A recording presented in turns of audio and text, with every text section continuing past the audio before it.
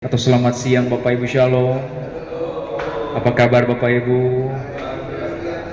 Puji Tuhan, semua sehat-sehat. Saya terlebih bersuka cita berada di tengah-tengah saudara.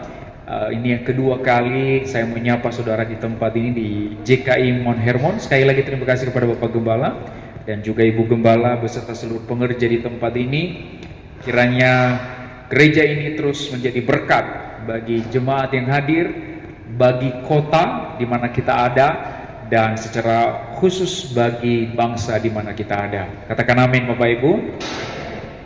Pada siang hari ini saudara, saya ingin membagikan firman Tuhan kepada saudara dan saya berikan judul The Grand Weaver. The Grand Weaver. Jadi The Grand Weaver itu bahasa Indonesianya penenun agung atau bisa disederhanakan penjahit, ya, penjahit agung. Poin saya cuma satu, saya ingin mengatakan bahwa penenun agung dari hidup kita adalah Tuhan itu sendiri atau penjahit. Jadi Tuhan itu sama seperti seorang penjahit yang menjahit kehidupan kita sehingga sampai menjadi sebuah baju yang lengkap. Itulah sebabnya Yesus mengatakan dalam sebuah perumpamaan, orang yang tidak mempunyai baju, orang yang telanjang itu tidak layak masuk dalam kerajaan Allah. Kalau Bapak baca dalam kitab Wahyu nanti, maka semua orang yang masuk dalam langit baru dan bumi baru itu adalah orang-orang yang punya baju berpakaian putih. Maka saudara yang kasih Tuhan, sepanjang hidup saudara di dunia ini, saudara dibentuk sedemikian rupa sehingga saudara memiliki baju. Saudara akan memasuki langit baru tidak dengan telanjang, tapi dengan baju. Nah, bagaimana Tuhan memproses kita? Saya akan memberikan satu gambaran ini dalam kisah Kejadian pasal 39. Kejadian pasal 39 ini adalah cerita Yusuf di rumah Potifar. Yusuf di rumah Potifar. Menariknya saudara, Kejadian pasal 39 ini biasanya kita sering fokus pada peristiwa ketika Yusuf berhasil melawan godaan istri Potifar. Dan biasanya kita menekankan bagaimana kita lari dari dosa, terutama godaan dosa seksual. Ketika Yusuf berhasil melawan godaan istri Potifar, itulah poinnya. Tapi Bapak Ibu dikasih Tuhan, ketika kita terlalu berfokus pada bagian itu, kita mengabaikan sebenarnya ada satu kebenaran lain yang jauh lebih penting melampaui bagaimana lepas dari godaan dosa. Dan itu yang mau saya bawa saudara pada hari ini. Saya mau bawa saudara menggali ayat ini bersama-sama, kita masuk ke dalam dan kita berusaha keluarkan, kita eksegesis bersama-sama apa sih makna sebenarnya dari konteks Kejadian pasal 39 ini. Saya tidak berusaha membaca ayat ini ayat demi ayat karena terlalu panjang, tetapi saya ingin mengajak Bapak Ibu untuk melihat ayat-ayat penting saja. Saya akan menyampaikan 3 poin penting dalam Kejadian pasal 39 ini. Poin penting saya ini berdasarkan beberapa ayat. Saya mau mengajak saudara untuk melihat beberapa ayat. Yang pertama adalah ayat yang kedua. Ayat yang kedua mengatakan begini, tetapi Tuhan menyertai Yusuf sehingga ia menjadi seorang yang selalu berhasil dalam pekerjaannya, maka tinggallah ia di rumah tuannya orang Mesir itu. Ayat yang ketiga, setelah dilihat oleh tuannya bahwa Yusuf disertai Tuhan dan bahwa Tuhan membuat berhasil segala sesuatu yang dikerjakannya, maka Yusuf mendapat kasih tuannya. Ayat yang kelima, sejak ia memberikan kuasa dalam rumahnya dan atas segala miliknya kepada Yusuf, Tuhan memberkati rumah orang Mesir itu. Ayat yang ke-21, tetapi Tuhan menyertai Yusuf dan melimpahkan kasih setianya kepadanya dan membuat Yusuf kesayangan bagi kepala penjara itu. Ayat yang ke-23, dan kepala penjara tidak mencampuri segala yang dipercayakan kepada Yusuf karena Tuhan menyertai dia dan apa yang dikerjakannya dibuat Tuhan berhasil. Ada satu kalimat, ada satu frasa yang diulang-ulang berkali-kali berdasarkan ayat-ayat yang kita baca, dan frasanya adalah ini: Tuhan menyertai Yusuf. Tuhan menyertai Yusuf. Itu frasa yang diulang-ulang. Saudara dikasih Tuhan, ketika Anda menulis surat kepada seseorang, kalau ada satu kalimat yang saudara ulang-ulang dalam kalimat itu, berarti poin itu adalah sangat penting bagi si pendengarnya. Kalau misalnya saudara kirim surat dan kata utang diulang-ulang berulang kali, berarti orang itu utangnya sudah besar dan itu poin penting supaya dibayar. Makanya kata utang diulang-ulang. Saudara harus ingat dan harus tahu bahwa Alkitab penulis utamanya adalah Roh Kudus, meskipun dalam kitab Kejadian itu ditulis oleh Musa, tetapi penulis utamanya adalah Roh Kudus.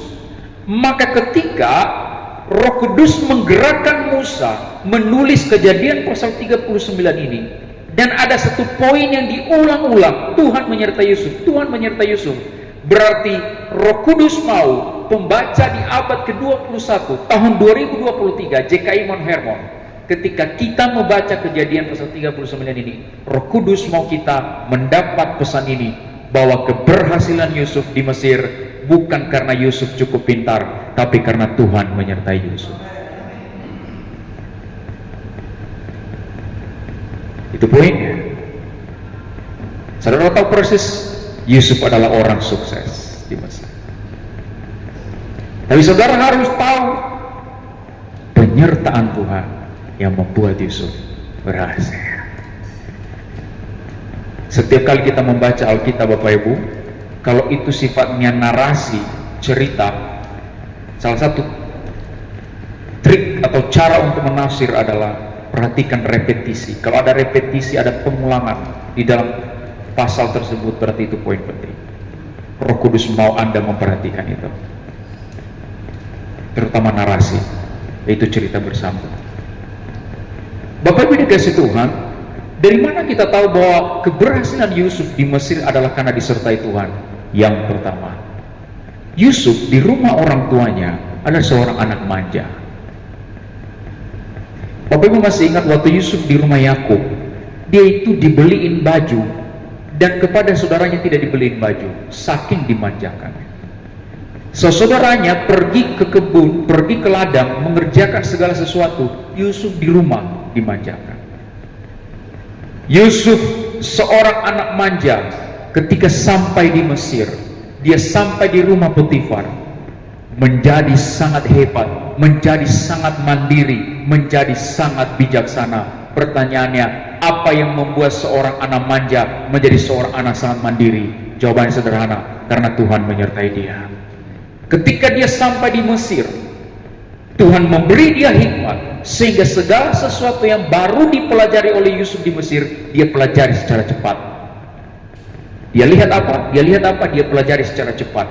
Belajar cepat itu hanya dimungkinkan jika Tuhan memberi hikmat. Tuhan yang memberi hikmat kepada Yusuf, sehingga apapun waktu dia jadi budak di Mesir, dia lihat apapun dan dia pelajari secara cepat, sehingga akselerasi atau promosinya menjadi sangat cepat. Saudara kasih Tuhan, saya mau katakan kepada saudara, kalau Tuhan yang memberi hikmat kepada saudara, promosi itu akan terjadi secara cepat. Kalau usaha kita sendiri, firman Tuhan berkata begini, berkat Tuhan yang menjadikan kaya, susah payah tidak menambahkannya. Ada banyak orang yang bekerja lebih keras pada saudara. Saudara pergi kuli-kuli bangunan di luar sana, tidak bekerja lebih keras daripada saudara? Saya sebagai petani, apakah saudara bekerja lebih keras daripada saya? Kita sama-sama bekerja keras. Tapi ketika Anda diizinkan menjadi kaya, ingat ini, itu kasih karunia Tuhan. Itu bukan semata-mata karena Anda bekerja keras. Ada banyak orang yang bekerja keras tapi tidak diizinkan untuk menikmati kekayaan itu. Saudara kasih Tuhan, itulah sebabnya penyertaan Tuhan, perkenanan Tuhan menjadi sangat penting. Saya mau mulai pelayanan saya di Bekasi ini, saya di THB Bekasi, saya sebagai office boy. Saya datang di tempat ini bersama dengan kedua orang tua saya, Pak Gembala. Ini adalah papa saya, ini adalah mama saya. Kedua orang tua saya. Jadi Pak Gembala, mungkin kalau lihat perbedaan wajah kami 11-12. Ada banyak orang yang mengira saya adiknya karena tidak kelihatan sudah tua. Wajar Pak Gembala. Waktu menikah dulu umur 20 tahun, mama 16 tahun. Maklum di kampung, ya, di kampung. Jadi saudara, saya mau mulai pelayanan saya sebagai office boy di gereja kan, ngepel, nyapu-nyapu, suruh-suruh angkat itu. Pernah saya jadi pelayan Tuhan, jadi WL gitu ya. Sebelum jadi WL, angkat bunga-bunga begini, angkat, udah keringatan gitu ya. Angkat speaker, atur-atur kamera, kayak gini tadi, kayak tidak yang riwe tadi, kayak gitu kan. Udah keringatan, pengembala naik mimbar jadi WL. Saya udah lewati semua itu. Udah gitu, sudah kita bersihkan, sudah kita rapikan, masih aja saja ada yang juga tidak puas. Nanti bilang, kok nggak becus sih? Ada juga yang nggak puas, saudara. Kita dibahas di rapat, saya nggak puas dengan pekerjaan Joey gitu. Kalau nggak dipecat aja, itu udah, aduh, gimana nih Tuhan? Udah lewatin semua itu. Dimaki-maki, pernah saya kunjungan ke rumah jemaat, diludahin. Karena kita bukan siapa-siapa. Saya pacaran dengan seseorang, orang tuanya bilang, memang mau kasih makan apa anak saya? Saya bilang sama dia, sampai sekarang saya masih makan nasi, Bu. Belum makan batu gitu. Ya, sampai sekarang saya masih makan nasi, Bapak. Tapi saudara-saudara tahu, saya melewati semua itu, saya setia. Saya memulai, saya masuk kuliah teologi, saya lulus. Waktu S1 itu saya lulus dengan, puji Tuhan ya, saya lulus dengan cum laude. S2 juga sama Pak Gembala, cum laude juga. Akhirnya kampus bilang, Joy, kamu jadi dosen di kampus kita. Saya sudah dosen sekarang, sudah 7 tahun Bapak Ibu. Saya mengajar hermeneutik, ilmu tafsir, apologetika, ilmu membela iman. Jadi saya lewati semua proses itu. Saya diundang kemana-mana, saya seminar kemana-mana. Puji Tuhan, saya dipakai Tuhan bukan hanya khotbah begini. Khotbah begini sudah dipakai mana-mana, antar kota, belum antar bangsa sih, tapi antar kota sudah. Saya baru pulang dari Kebanjahe, saudara. Iya, dari Kebanjahe. Saya dari umur 26 tahun, 27 tahun sudah diundang ke Kementerian Agama untuk kasih wejangan ke para eselon 1 sampai eselon 4. Saya masih sangat muda. I don't know why. Tapi satu hal yang saya tahu, dari seorang office boy diangkat Tuhan seperti itu bukan karena saya cukup pintar, tapi karena Tuhan menyertai Bapak Ibu. Tuhan menyertai saudara. Karena Tuhan menyertai. Saudara tahu, saya sering bilang sama mahasiswa saya, kalau Tuhan mau mengangkat hidup orang itu, segampang membalikan telapak tangan. Lo bayangin Yusuf dari penjara tiba-tiba jadi Perdana Menteri. Gak boleh. Ya, cuma beda dengan Gibran ya. Ya, kalau itu saya nggak komentar. Tapi kalau Yusuf benar saudara, karena dia mendapat hikmat, saudara. Dia mendapat hikmat. Nah saudara kasih Tuhan, hal yang kedua, apa buktinya bahwa Tuhan menyertai Yusuf? Saya mau kasih tahu saudara ya, di Mesir itu ada satu kultur budaya, budak itu tidak boleh dijadikan pejabat dimanapun di Mesir. Nggak boleh. Itu aib.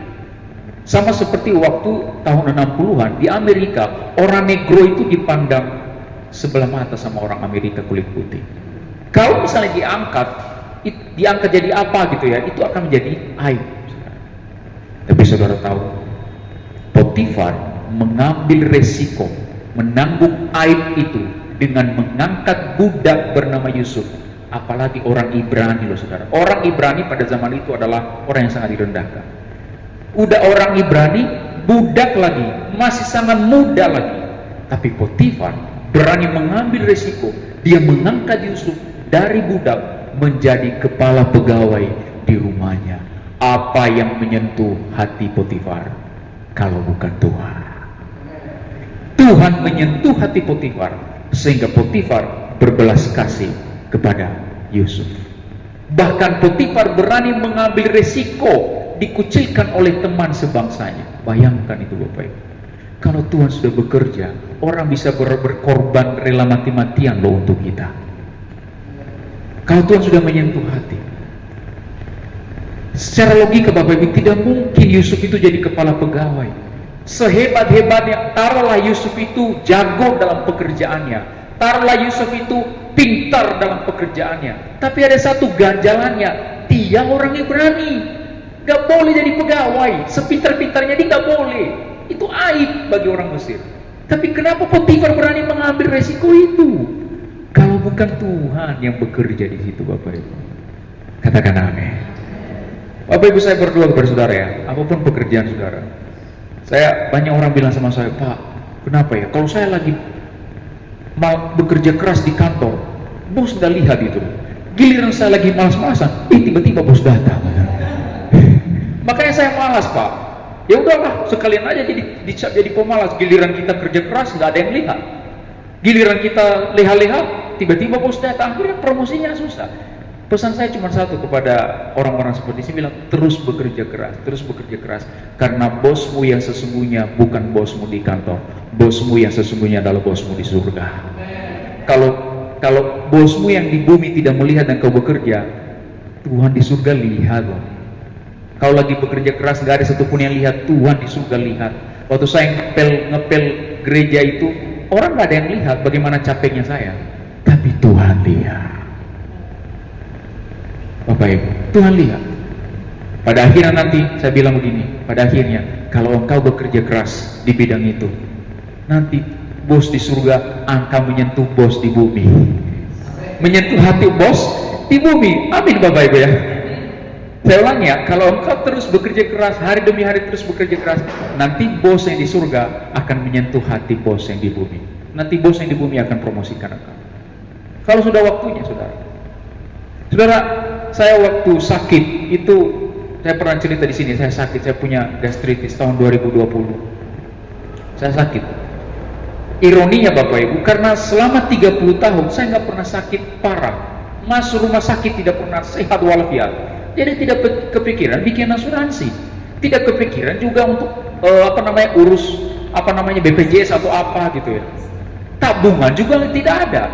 Gimana tabungan gitu kan? Yang namanya pendeta kan hidup dari pelayanan. Banyak berdoa, banyak berkat. Sedikit berdoa, sedikit berkat. Tidak berdoa, tidak ada berkat. Itu kan pendeta kan? Ya tidak ada tabungan untuk rumah sakit. Suatu hari saya sakit parah Bapak Ibu. Saya udah nggak tahan ini. Saya udah gemetaran, udah mau mati rasanya. Penyakit gastritis. Saya kasih tahu adik-adik saya bilang gimana ini? Adik saya Santi bilang, ayo kita ke rumah sakit. Saya bilang nggak ada uang. Kamu ada uang nggak? Dia bilang nggak ada juga. Tapi nggak apa-apa, kita jalan aja. Kami jalan aja ke rumah. Kami pikir nanti paling nanti apa gitu kita cari cara, kita pinjam dulu sama siapa gitu ya. Yang penting periksa dulu. Bapak Ibu tahu, ketika kami jalan, kami sampai di gerbang kota Harapan Indah itu. Tiba-tiba ada seorang ibu-ibu di gereja kami. Pernah saya doakan. Suaminya juga barusan meninggal. Tiba-tiba dia telepon. Dia bilang, Pastor Joy, lagi di mana Pastor? Saya bilang, lagi di perjalanan. Mau kemana? Saya mau ke rumah sakit. Wah, jangan berangkat dulu, lewat dulu ke rumah. Oke. Saya lewat ke rumah. Tiba-tiba dia datang bawa kantong plastik hitam, Bapak Ibu. Plastik hitam besar. Ini buat Pastor Joy. Saya bilang, ini apa Bu? Gak apa-apa, pegang aja dulu. Pagi perjalanan kami buka, dalamnya uang Bapak Ibu. Plastik hitam. Bapak Ibu tahu nggak? Itu uang itu persis cukup menutupi biaya rumah sakit hari itu. Persis cukup. Nah mungkin Bapak Ibu bilang luar biasa ya. Lah namanya penyakit kan harus terus menerus. Hari itu habis kan, minggu depan periksa lagi, nggak ada uang lagi. Nggak ada uang lagi sama. Kami datangnya ke rumah sakit, pokoknya begitu terus sampai hampir 2 tahun saya begitu Bapak Ibu. Hampir 2 tahun. Saya di endoskopi, itu orang yang telepon saya, Pastor Joy minta nomor rekeningnya dong. Saya bilang, kenapa Bu? Ada ibu-ibu dari Amerika cuman kenal saya di Facebook. Hanya kenal di Facebook. Dia minta nomor telepon, minta nomor rekening. Kenapa Bu? Saya tadi malam doa dan di wajah saya di kepala saya itu wajah Bapak. Dan saya tidak sejahtera. Saya harus telepon Bapak, kata Tuhan. Loh, kata Tuhan loh. Ya, kata Tuhan. Dia telepon, dikirim uang, yang sudah habis dikirim uang, dikirim beras ke rumah waktu COVID itu Bapak Ibu. Ya kan waktu COVID, dia kirim beras ke rumah 8 karung besar dari Amerika loh. Bapak Ibu, gini loh, Kalau bukan Tuhan yang menyentuh hati orang-orang ini, nggak mungkin itu terjadi. Saya bukan siapa-siapa, apalagi cuma kenal di media sosial. Dan terbukti sesuai dengan kebutuhan Bapak Ibu, Tuhan menyentuh hati orang itu sesuai kebutuhan. Setelah saya sembuh, nggak ada telepon masuk lagi. Nggak ada yang minta nomor rekening lagi. Memang hanya waktu sakit itu Bapak Ibu. Padahal kan ini mau dekat-dekat nikah ini, sebenarnya butuh banget itu ya.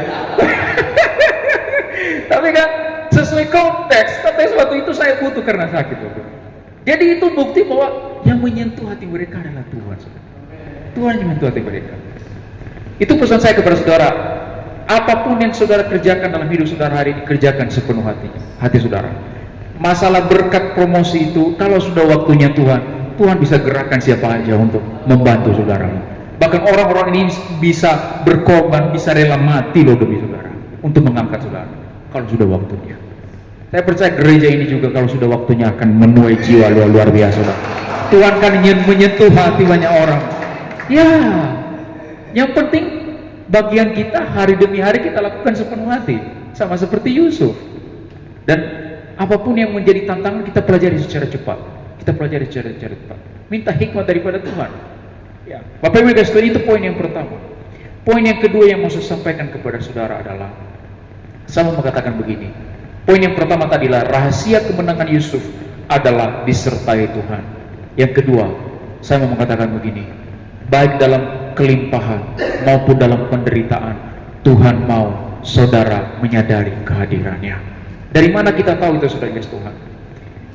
Di ayat yang keempat dikatakan begini, maka Yusuf mendapat kasih tuannya dan ia boleh melayani dia. Kepada Yusuf diberikannya kuasa atas rumahnya dan segala miliknya diserahkannya pada kekuasaan Yusuf. Ingat, ini di rumah Potifar yang hidup yang penuh dengan kelimpahan, dan di tengah-tengah kelimpahan itu Tuhan mempercayakan kuasa atas Yusuf. Menariknya ayat ke-22, sebab itu kepala penjara mempercayakan semua tahanan dalam penjara itu kepada Yusuf, dan segala pekerjaan yang harus dilakukan di situ dialah yang mengurusnya. Sangat menarik, di rumah Potifar yang penuh dengan kelimpahan, segala kuasa dipercayakan kepada Yusuf karena Yusuf setia menyenangkan hati Tuhan. Di penjara yang penuh dengan penderitaan, ternyata Yusuf tidak berubah. Dia tetap setia menyenangkan hati Tuhan. Dan di penjara pun bahkan dia dipercayakan kuasa yang sama. Ada banyak orang yang bisa bertahan dalam kelimpahan, tapi tidak bisa bertahan dalam penderitaan Bapak Ibu. Pesan saya kepada saudara begini, satu, biarlah kelimpahan dan penderitaan dua-duanya saudara menyadari kehadiran Tuhan di sana. Baik dalam kelimpahan maupun dalam penderitaan, saudara mampu menyenangkan hati Tuhan. Baik dalam kelimpahan maupun dalam penderitaan, saudara sama-sama dibentuk menjadi serupa dengan Kristus. Jangan saudara berpikir kita dibentuk menjadi serupa dengan Kristus itu hanya waktu penderitaan. Oh tidak. Saya sering berkata kepada jemaat kami, kekayaan yang dipercayakan kepadamu adalah ujian daripada Tuhan. Apakah engkau setia dengan kekayaan? Kalau engkau sampai mencintai uang yang engkau miliki, engkau gagal. Boleh kaya, tapi tidak boleh cinta uang. Katakan amin.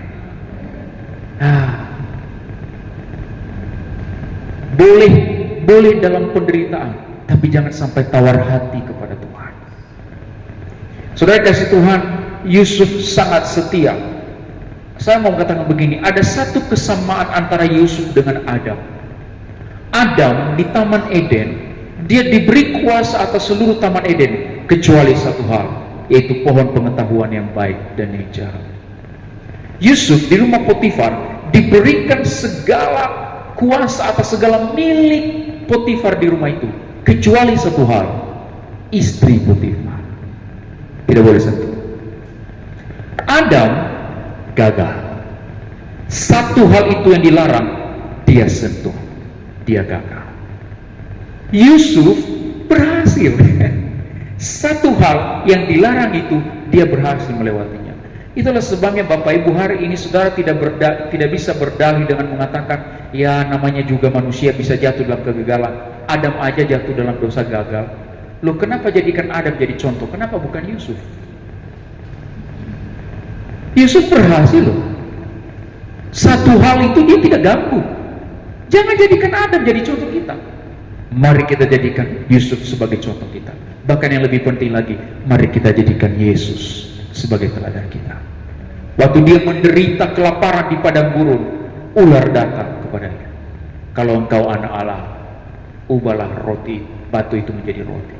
Dia rubah enggak? Apakah Yesus mampu merubah roti menjadi batu menjadi roti? Dia mampu. Tapi kenapa dia tidak lakukan? Dia tidak lakukan karena perintahnya keluar dari mulut iblis. Ada banyak merubah batu menjadi roti hal baik enggak? Hal baik Bapak Ibu. Tapi hal baik yang keluar dari mulut iblis itu dosa. Ingat ini Bapak Ibu.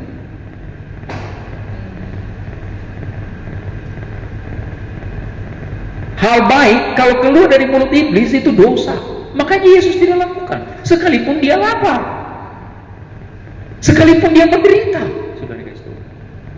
Mari kita setia dalam penderitaan kita sekalipun. Mari kita setia. Kita rasakan kehadiran Tuhan. Saya mau mengatakan kepada saudara, saya paling merasakan kehadiran Tuhan bukan waktu saya naik mimbar, bukan. Tapi pada waktu saya tenggelam di dalam hadirat Tuhan, menangis di hadapannya, sendiri di kamar. Itu saya merasakan hadirat Tuhan sendiri. Bapak Ibu, ada banyak orang yang tidak mampu bertahan dalam dua tempat ini. Saya berdoa saudara di tempat ini, baik dalam kelimpahan maupun dalam penderitaan, saudara kuat. Filipi 4 ayat 13 mengatakan begini, segala perkara dapat kutanggung di dalam Dia yang memberi kekuatan kepada aku. Bapak Ibu tahu apa konteksnya? Segala perkara itu, kalau Bapak Ibu baca ayat-ayat sebelumnya, segala perkara ini maksud Paulus adalah dia itu pernah jadi orang Farisi, kaya banget.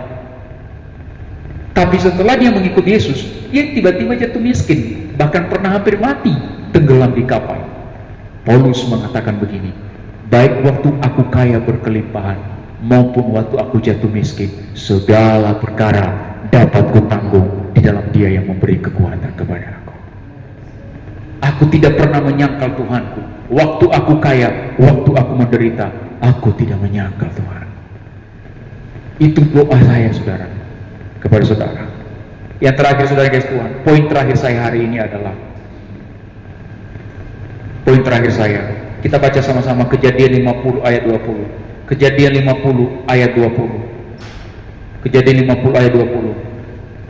Yusuf berkata begini kepada sesaudaranya. Dia berkata begini, waktu sesaudaranya sudah datang, ya, dia berkata begini, memang kamu telah mereka-rekakan yang jahat terhadap aku, tetapi Allah telah mereka-rekakannya untuk kebaikan, dengan maksud melakukan seperti yang terjadi sekarang ini, yakni memelihara hidup suatu bangsa yang besar. Yusuf berkata begini kepada saudaranya, kamu mereka-rekakan yang jahat. Waktu kamu membuang aku ke sumur, kamu ingin aku mati. Karena aku disayang oleh papa, kamu ingin aku mati. Waktu kamu jual aku ke Mesir sebagai budak, kamu merencanakan supaya saya mati sebagai budak di Mesir. Segala rencana di hatimu itu rencana jahat. Kamu mereka-rekakan kejahatan terhadapku. Tapi ingat, lihat, Tuhan merubah rencanamu yang jahat itu menjadi kebaikan untuk mendatangkan keselamatan bagi bangsa yang bersalah. Bapak Ibu dan guys Tuhan, Allah turut bekerja dalam segala perkara untuk mendatangkan kebaikan. Kalau ada orang yang jahat kepada saudara, doa supaya Tuhan rubah itu menjadi kebaikan kepada saudara.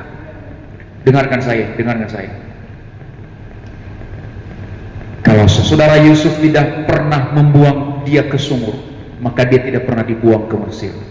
Kalau Yusuf tidak pernah dibuang ke Mesir, maka dia tidak pernah bekerja menjadi kepala pegawai di rumah Potifar. Kalau dia tidak pernah menjadi kepala pegawai di rumah Potifar, maka dia tidak akan pernah digoda oleh istri Potifar. Kalau dia tidak pernah digoda oleh istri Potifar, maka dia tidak akan pernah masuk penjara. Kalau dia tidak pernah masuk dalam penjara, maka dia tidak akan pernah ketemu kepala juru minum istana. Kalau dia tidak pernah ketemu kepala juru istana, dia tidak akan pernah ketemu Firaun untuk menafsirkan mimpinya. Kalau dia tidak pernah menafsirkan mimpi Firaun, dia tidak akan pernah menjadi Perdana Menteri. Kalau dia tidak pernah menjadi Perdana Menteri, maka dia tidak bisa menolong 12 anak Yakub yang kelaparan. Maka mereka akan mati kelaparan. Kalau 12 anak Yakub mati kelaparan, maka tidak ada bangsa Israel. Kalau tidak ada bangsa Israel, tidak ada Mesias, tidak ada Yesus Kristus. Perhatikan ini Bapak Ibu, semua peristiwa yang terjadi dalam hidup Yusuf ternyata mempersiapkan bangsa Israel untuk menyambut kedatangan Yesus Kristus ke dalam dunia. Kemenangan Yusuf di rumah Potifar, dia menang melawan istri Potifar, dia menang di dalam penjara. Ternyata Tuhan rancang itu sebagai the grand weaver, penjahit agung, penenun agung, untuk mempersiapkan bangsa ini. 2000 tahun kemudian Yesus lahir di Bethlehem. Itu yang kita peringati bulan ini. Saya mau pesan kepada saudara, hal-hal kecil yang terjadi dalam hidupmu bisa jadi adalah bagian dari agenda besar yang sedang dipersiapkan Tuhan bagi kemuliaannya. Yang percaya berikan kemuliaan bagi nama Tuhan. Mari Bapak Ibu, saya undang kita bangkit berdiri.